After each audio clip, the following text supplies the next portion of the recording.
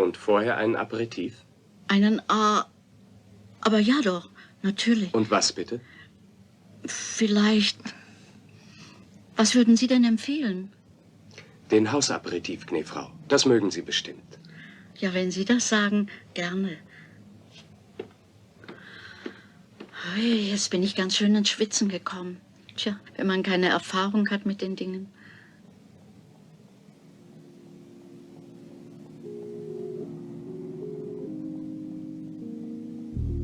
As much as I love movies, I'm realizing that I've got some pretty big blind spots when it comes to a lot of classic films. So in order to sharpen my film history knowledge as well as my sketching skills, I'm starting a series where I do a review and a sketch of the top 100 films of all time. Obviously, there are a variety of top 100 movie lists out there, but I'm going to be going off of the British Film Institute's top 100 film list, which I'll link down below. I chose this list because it seems to be pretty well regarded in film circles, and especially because it has a strong selection from across the globe. And this isn't going to be in any particular order, other than that I'll be starting with the films that I haven't seen yet, which is a little under 40%, and then going on from there to the films that I have seen. I'll still be sprinkling in reviews and drawings of films outside of this series, so all that to say, it's gonna take a while to get through this list. Anyhow, kicking off this series, I recently saw Ali, Fear Eats the Soul. It was directed by Rainer Werner Fassbinder in 1974, and it follows the love story between a German woman in her 60s named Emi and a Moroccan man named Ali in his 30s. After meeting in a bar and sharing a dance, they quickly fall in love and get married. But before long, they start to feel an enormous strain on their relationship due to the blatant and aggressive racism that Emi's friends and family show towards Ali. Not only that, but they're forced to contend with some of the inherent difficulties of being in a relationship with such a large age gap.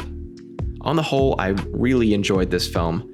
The story itself is well paced and drives home its points without being overly sentimental, because with a less polished screenplay, this kind of story could have been far more heavy-handed and sappy.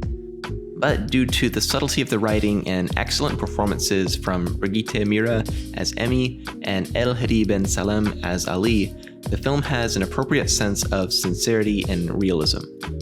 For me, the real standout is the direction and editing of the film.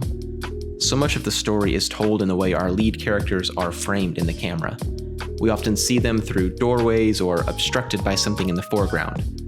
It gave me a sense of isolation and distance, as if we're meant to be seeing the characters as the world sees them, like they're on the outside. In the editing, which was done by Thea Ames, a great deal of attention was paid to how long or how little we spend on any given shot.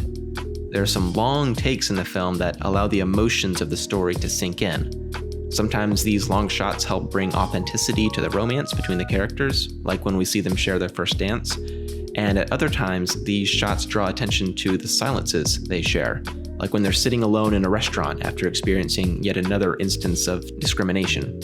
I'm sure you're going to hear me say this a lot in this series, but I don't have any particular flaws with the film. Perhaps it didn't give me as much of a gut punch as it's given other viewers, but that's not a flaw, that's just me. I'm sometimes surprised by the films that have a strong emotional impact by the ending, and the ones that don't. Anyhow, I'd strongly recommend Ali, Fear Eats the Soul, and this being my first exposure to Fassbinder's work, I'm looking forward to checking out the rest of his filmography in the future.